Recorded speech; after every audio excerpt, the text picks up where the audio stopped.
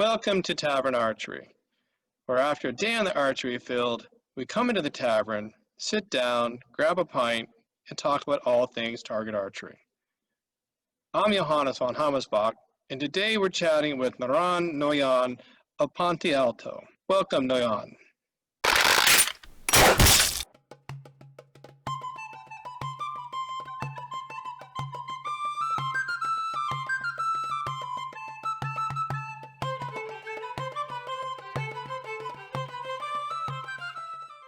We're in the tavern today with Naran Noyan of Ponte Alto. Will you tell us about your journey into the SCA and how it took you to period bows, especially the Asiatic bows? I started in SCA in 2009, and I was already interested in the Asiatic styles, and I came to my first event with a quote-unquote Mongolian bow, and we'll discuss that a little bit later. But I've been shooting thumb rings since about 1990, so about 10 years I started with the thumb rings and the Asiatic style bows. And I went to my first event, and well, actually I didn't know much about SCA, but I saw a web page for an event, and I looked at it and said, archery, yep. Camping stuff, yeah, I got that. Garb, got that. Weekend, yep. Campfire, free feast, I don't have to cook, yes, I'll go. And then I wound up doing stuff with the barony and just kept at it, and eventually started teaching thumb ring and providing Mongolian and Turkish bows and stuff to various people in various places. And eventually we started the period bow shoot at Penzik, and I ran that for some time, and then I stepped up as Noyan for the barony of Ponte Alto, and I'm dabbling in this, that, and the other at the moment. There's a lot of history in the Asiatic bow. Could you spend a few moments in telling us about the history of these bows?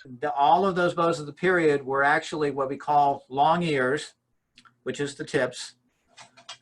And they're also called they're either semi-contact or non-contact.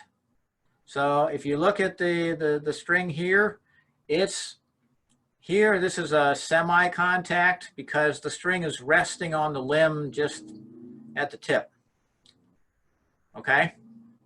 You look at the Manchu bow, the ear starts to cant much more forward. It's still very long, but then you get this big bridge, like on a musical instrument that the string sits on. The mechanics of them are very similar, but the long-eared sort of non-contact or semi-contact was the predominant bow, and perhaps, there are not many grave finds of anything else during the period from the 600, whatever, how far back you want to go. And we're not talking about the Scythian bows because they're a totally different thing. But the long-eared bows, either non-contact where the tip actually comes this way, so the string is not sitting on the bow at all, to the partial contact like this. They are the predominant Central Asian bow among all of the Chinese, the Mongolians, basically all over Central Asia. And then around the middle of the 1300s, they start to go away, and the small-eared, small bows start showing up, as used by the Turks and the Ming and stuff like that. So when SCA started out, 50 years ago, if somebody said period bow, the only thing that anybody really thought of was basically long bows. And long bows are self bows, and anybody pretty much can make one, with a little training. They can be knocked out in a day. Composite bows are a whole nother animal because they take months and years to put together. The Chinese started getting much more into it, and the market really opened up, and you can now get, you know, Asiatic style bows on Amazon, eBay. You can get them directly from bowyers in China. So it's basically made them much more available and dropped the price considerably. Plus, you've got authentic bowyers that are making horn sinew composites, a lot more of them in different places. And plus with the internet and connections with various peoples and stuff. I mean, for instance, I sourced my period Mongolian bow from Mongolia last year. Took about, well, let's see, I ordered in October and got it in July.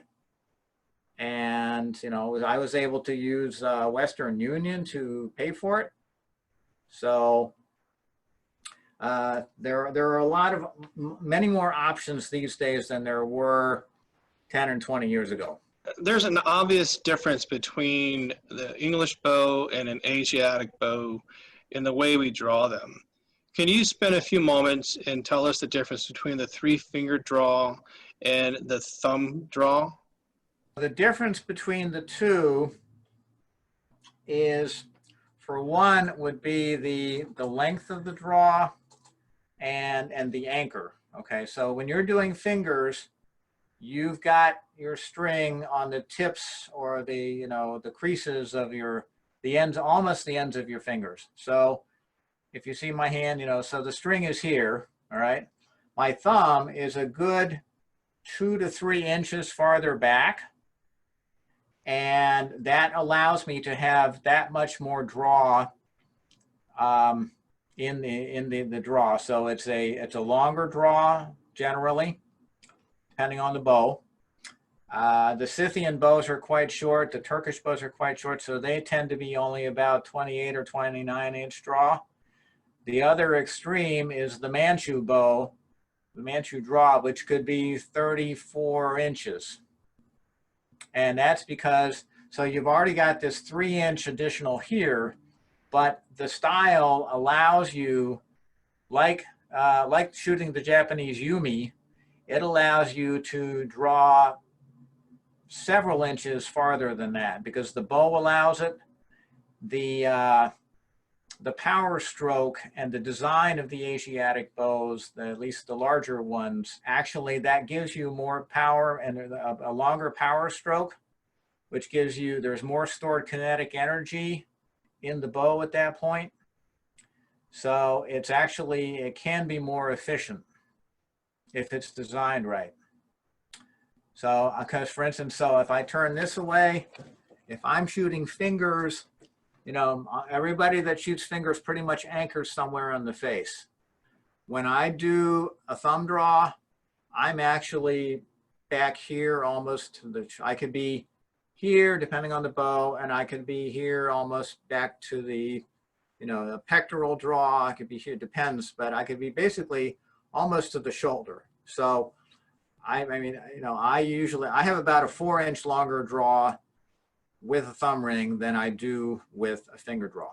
The other thing is the thumb ring, if you're doing it properly, you're shooting off the thumb side of your bow hand, and the thumb ring controls all of that. So it's a very stable platform for shooting off of a horse because there's the pressure against the arrow, against the nock of the arrow almost, to keep it on the hand. Whereas if you're trying to do horseback archery, it's doable with the other style and shooting off the other side, but it's not stable because if your horse is bouncing up and down and you're trying to keep the bow stable, but that arrow has the propensity or the ability to flop up and down on the bow if you're shooting at a gallop. So the other thing is that a thumb draw, for me and for most people, is very comfortable because you're not turning your hand vertically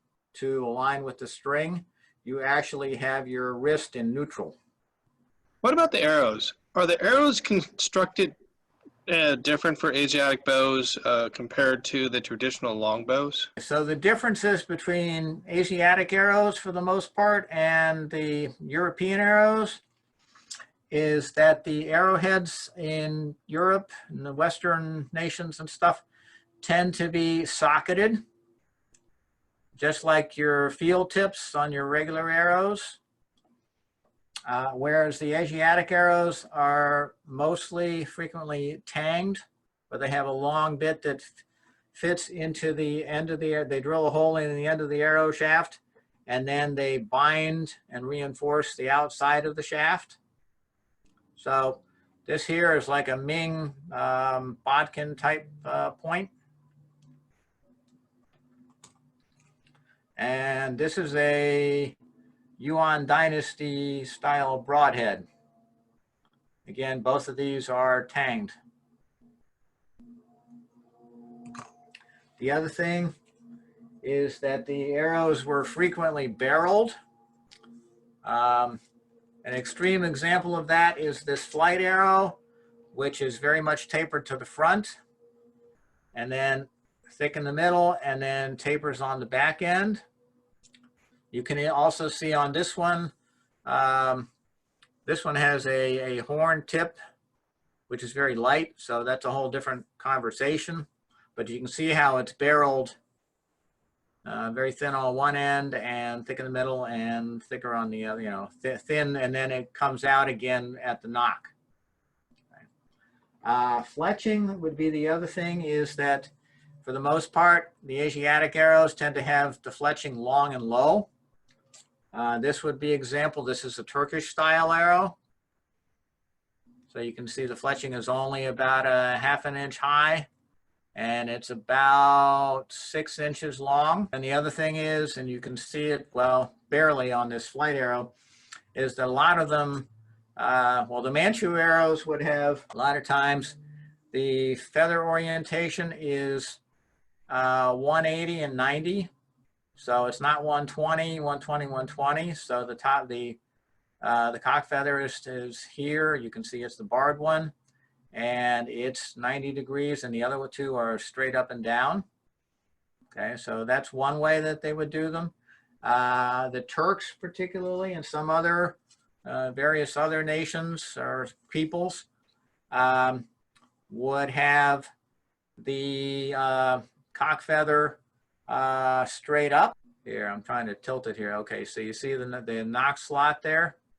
You've got the two feathers or veins that are down, and then you've got the one that's on the top. All right, so that's, the other thing is that often, particularly with the Turks and some of the Indian feathers and stuff, veins, they're quite close to the throat of the knock, which when you're using a thumb draw is, it's, you know, you don't need that, you don't need as much space, you know, there with your fingers in front of the string. This also requires, the thumb draw, you know, for the flight arrows requires a different technique, which we'll go into at some other point. Noyan, thanks for coming by the tavern today. We spent a lot of time talking about Asiatic bows. I look forward to our next talk in the tavern. I've learned a lot today from you, and I will be seeing you soon in the tavern. Prost. Hurrah! Hurrah! Hurrah! They long had shot so well, and no wonder, for truly they spent time gathered here. They spent time gathered here in tavern archery.